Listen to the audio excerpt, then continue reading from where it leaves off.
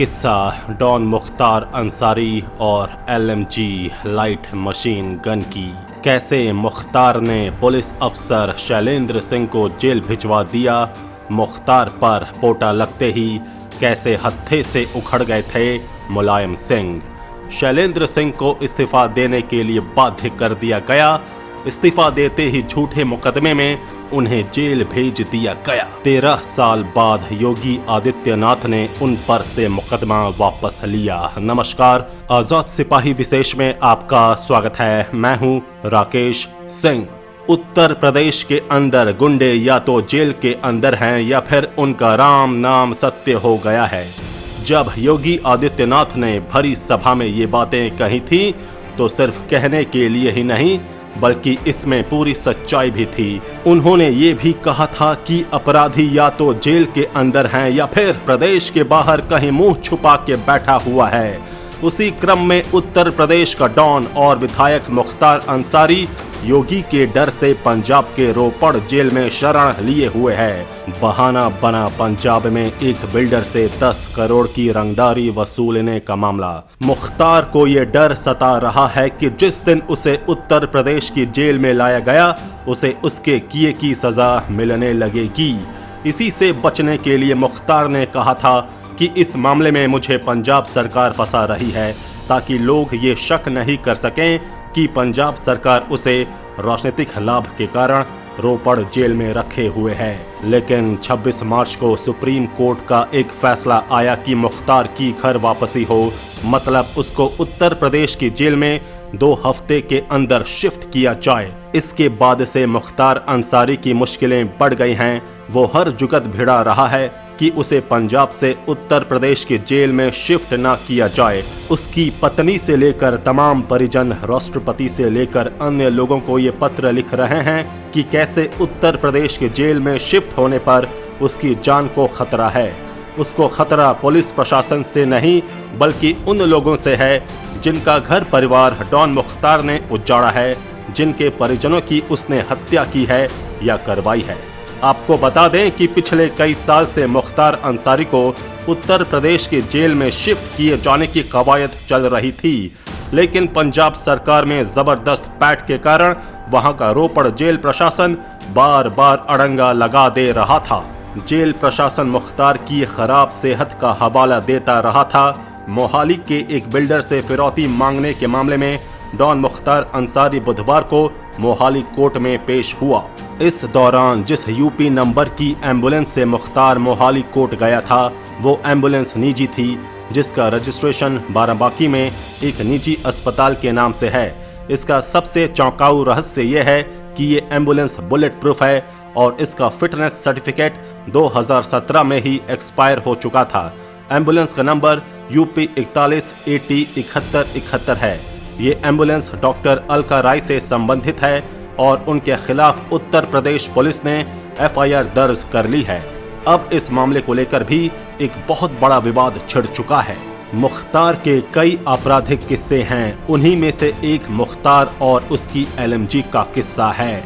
कहानी शुरू होती है 2003 में। लखनऊ के कैंट थाना क्षेत्र में तत्कालीन विधायक कृष्णानंद राय और बाहुबली डॉन मुख्तार अंसारी के बीच में क्रॉस फायरिंग हो गई। इसके बाद पूरे उत्तर प्रदेश शासन प्रशासन की नींद उड़ गई।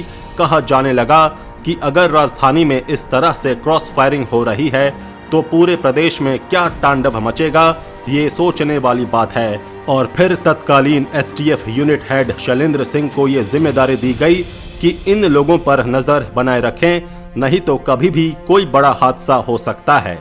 इसके बाद सरकार के आदेश से शैलेंद्र सिंह मुख्तार अंसारी और अन्य लोगों की फोन रिकॉर्डिंग सुनने लगे। तभी उन्हें एक ऐसी रिकॉर्डिंग हाथ लगी। रिकॉर्डिंग में मुख्तार अंसारी जम्मू कश्मीर सेना से LMG लेकर भागे भगौड़ा जवान बाबूलाल यादव से बात कर रहा था। बातचीत में उस LMG की कीमत 1 करोड़ रुपए तय हुई थी। उस रिकॉर्डिंग में मुख्तार बोल रहा था कि उसे किसी भी कीमत पर LMG चाहिए, क्योंकि कृष्णानंद राय की जो बुलेट प्रूफ स्कॉर्पियो थी उसे राइफल से भेदा नहीं जा सकता था। उस बुलेट प्रूफ स्कॉर्पियो को सिर्फ और सिर्फ LMG से भेदा जा सकता था।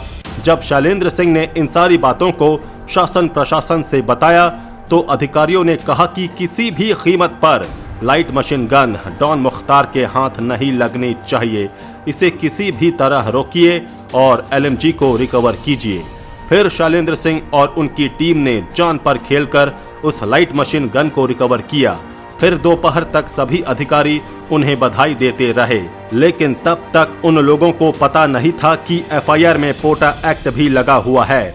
बधाई देने वालों को ये लग रहा था कि ये महज आर्म्स एक्ट में रिकवरी हुई है और इसमें जिसके पास से आर्म्स बरामद होता है वही दोषी होता है, और इसमें मुख्तार अंसारी बच रहा था। लेकिन पोटा लग जाने से जो अपराधी से बात भी करता है उस पर भी कार्रवाई होती है, वो भी दोषी हो जाता है। तो मुख्तार अंसारी सीधे तौर पर दोषी हो रहा था। जब पोटा वाली बात मुलायम सिंह और शासन में बैठे लोगों को पता चली तो उनके हाथ पांव फूलने लगे।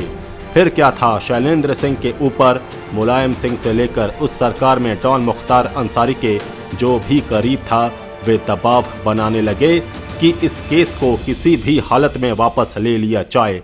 लेकिन शैलेंद्र सिंह ने कहा कि FIR दर्ज हो चुका है तो केस वापस कैसे हो सकता है। फिर शासन के लोगों ने कहा कि अगर FIR वापस नहीं हो सकता है तो जब कोई दूसरा IO जांच करेगा तो आप मुख्तार का नाम मत लीजिएगा इस केस में। फिर शैलेंद्र सिंह ने कहा कि मैं अपने बयान से नहीं पलट सकता। जैसे ही शैलेंद्र सिंह ने केस खत्म करने से मना कर दिया तो फिर रातों रात वहां के IG, DIG, SSP सबका ट्रांसफर कर दिया गया और उनकी STF की जो यूनिट बनारस में थी उसे बंद कर उसे लखनऊ के साथ अटैच कर दिया गया। फिर उसके बाद शैलेंद्र सिंह को काफी प्रताड़ित किया जाने लगा।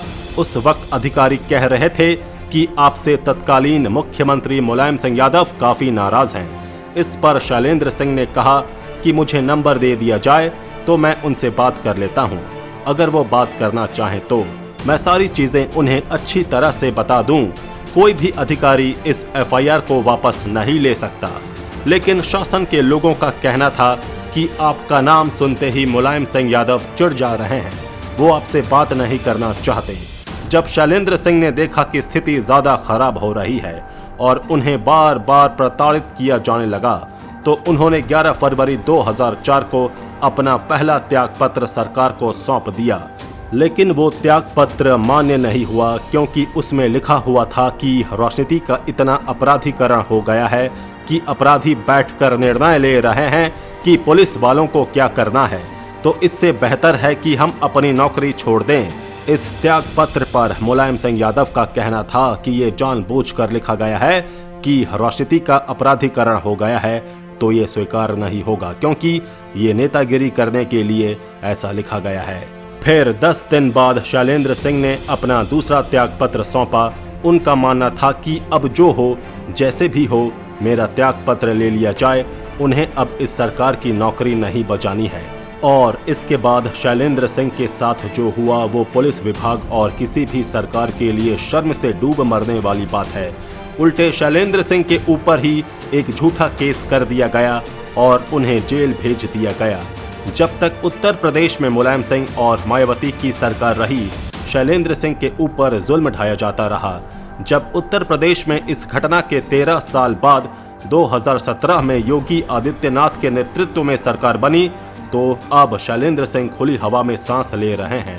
उनके ऊपर से केस हटा लिया गया है। शैलेंद्र सिंह का कहना है कि इस केस वापसी से अधिकारियों के बीच एक संदेश गया है कि वे सत्य के पथ पर हैं तो घबराने की जरूरत नहीं है। योगी सरकार उनके साथ न्याय करेगी। शैलेंद्र सिंह कहते हैं, अगर राज्य में योगी सरकार नहीं आती तो पता नहीं कितने निर्दोष लोगों की जान जाती और कितने निर्दोष अफसर जेल की शिकंजों में सड़ रहे होते, क्योंकि समाजवादी और बसपा की सरकार में मुख्तार का कहा हुआ शब्द ही कानून होता था। उसके साथ मुलायम सिंह से लेकर मायावती तक सभी नतमस्तक थे। आजाद सिपाही के विशेष में अभी इतना ही। खबरों की और भी अधिक जानकारी के लिए आप पढ़ते रहिए अपना लोकप्रिय दैनिक अखबार आजाद सिपाही। आप हमारे इस YouTube चैनल को जरूर सब्सक्राइब करें। आप हमारे Facebook पेज को भी जरूर लाइक करें। जुड़े रहिए आजाद सिपाही के साथ। धन्यवाद।